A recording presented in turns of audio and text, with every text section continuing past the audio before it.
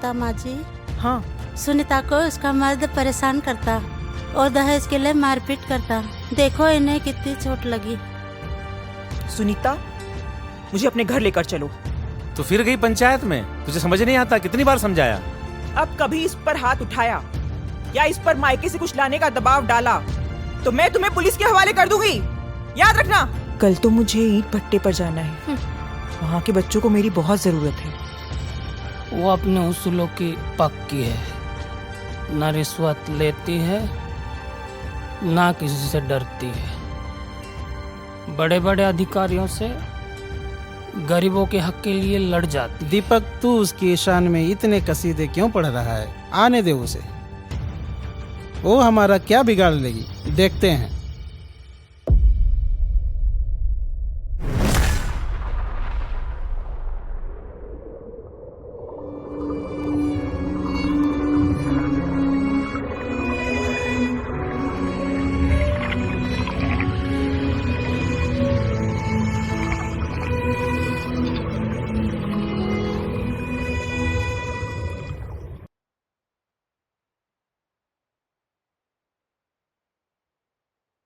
बिटिया, आपका क्या नाम है? पिंकी। और बेटा आपका? चंदू।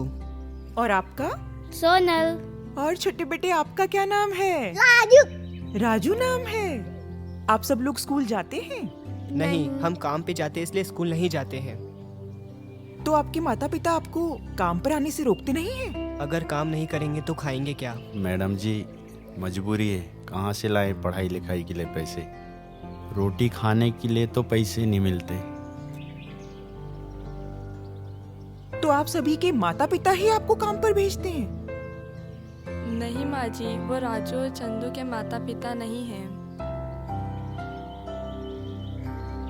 अच्छा, अगर आपको स्कूल और खाना दोनों मिले तो, और आपको फीस भी नहीं भरनी पड़े तो, तब तो आप स्कूल जाएंगे ना? जी माँ जी। Very good. हम आपके माता पिता को भी पढ़ाएंगे। पढ़ाई लिखाई करके हम क्या बड़ा तीर मारेंगे? पढ़ाई लिखाई करेंगे तो आपकी समझ विकसित होगी, अपने अधिकारों के बारे में आपको मालूम होगा, आप सही गलत की पहचान कर पाएंगे। क्या मैडम, काम का टाइम खोटी कर रहे हैं आप? ये दिहाड़ी तो दिन भर की लेते हैं और यहाँ बैठ करके आपके साथ पिकनिक मना रहे हैं। नुकसान तो हमारा ही हो रहा है ना। आपको मालूम है, आप बच्चों से काम करा रहे हैं, उसके लिए आपको सजा भी हो सकती है। हम इन बच्चों को जबरदस्ती उठा कर नहीं लाए हैं। कुछ बच्चे अपने मर्जी से आए हैं और कुछ बच्चे इनके माँ बाप ने भेजे हैं। बस बहुत हो गया है, अब इन बच्चों को काम करने दो। ये बच्चे काम पर नहीं जाएंगे। कैसे नहीं जाएंगे? कौन रोकेगा इन्हें? अभी भी वक्त है, संभल जाइए। आप इन बच्चों को जाने दीजिए। मुझे मालूम है कि आप इन बच्चों में सस्ते मजदूर देखते हैं, मगर इनका बचपन नहीं दिखता आपको? क्या गलत कर रहे हैं? हम काम देखकर इनका पेट ही तो भर रहे हैं। कोई उपकार नहीं कर रहे हैं आप, अपना मतलब निकाल रहे हैं। अगर इन बच्चों की मदद करने की इतनी ही नियत होती ना, तो इन बच्चों के माता पिता को समझाकर इन्हें स्कूल भेजते आप। चलिए छोड़िए, मुझे आपसे कोई बहस नहीं करनी है। आपसे बात करने के लिए मैंने चाइल्ड ऑफिसर और पुलिस को बुलाया है।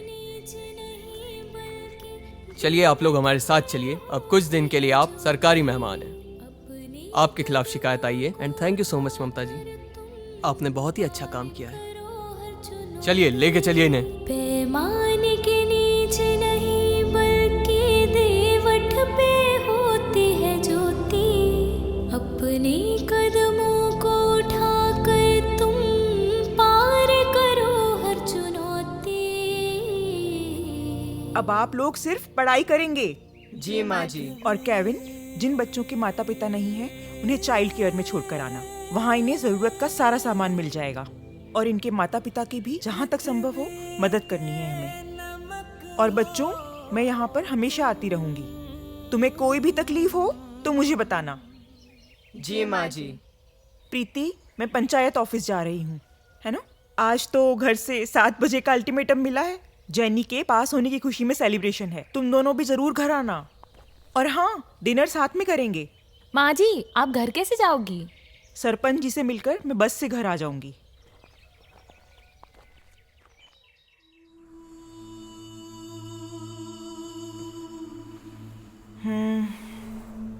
ये बस क्यों नहीं आ रही है? आज तो सोचा था टाइम से घर पहुंच जाऊंगी। पर लगता है आज भी देर हो जाएगी। जैनी को मनाना बड़ा मुश्किल हो जाता है। जैनी इंतजार कर रही होगी। क्या करूं, पैदल ही निकल जाऊं?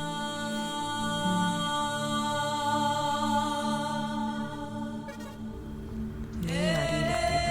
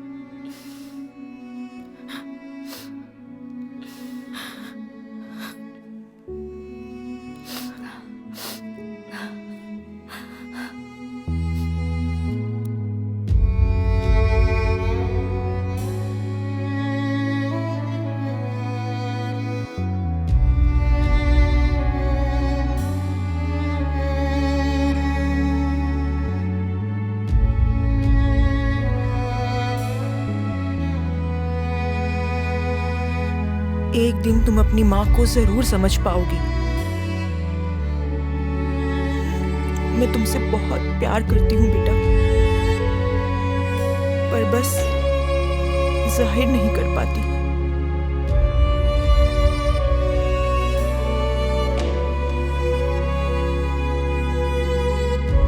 और यदि तुम नहीं आई तो देख लेना, मुझसे बुरा कोई नहीं होगा।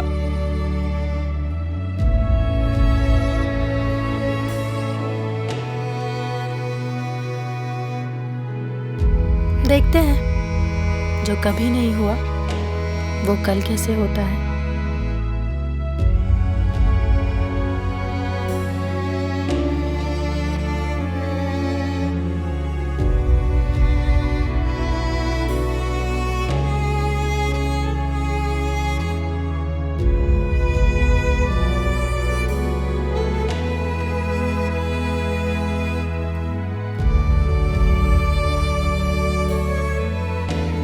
जैनी, टेक केयर बेटा।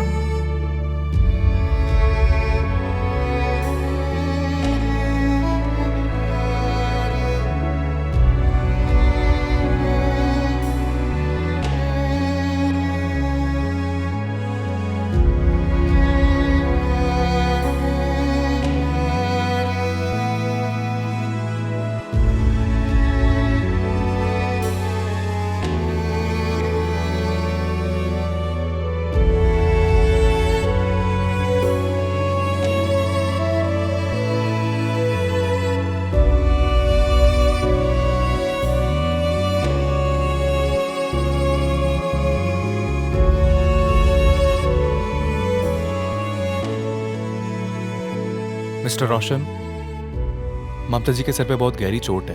हाँ? हमें लगता है कि हमें न्यूरोलॉजिस्ट मैडम डॉक्टर खान को बुलाना होगा। प्लीज डॉक्टर, आपको जो ठीक लगता है वो कीजिए, बस ममता को ठीक कर दीजिए।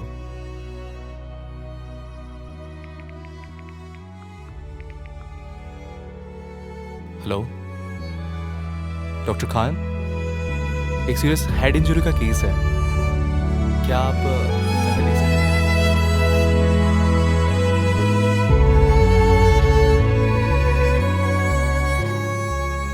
मैं सचमुच स्टूपिड थी। माँ से नाराज रहकर मैंने वो वक्त भी खो दिया जो वो मुझे देना चाहती थी। मुझे जितनी तकलीफ हो रही थी उससे कहीं ज्यादा तकलीफ मेरी नादानियों की वजह से उन्हें पहुंची है। मैं इतनी सी बात नहीं समझ पाई जो मुझसे उम्र में छोटा मेरा भाई बिना समझाए महसूस करता था। मॉम के साथ जितना वक्त मिलता था वो खुश रहता था। मॉम के काम का इम्पोर्टेंस मैंने कभी समझा ही नहीं, मैं उन्हें कभी समझ ही नहीं पाई। तो बेटा अभी कौन सी देर हो गई है? दादी, अगर देर हो गई तो ऐसा कुछ नहीं होगा। ईश्वर पर विश्वास रखो।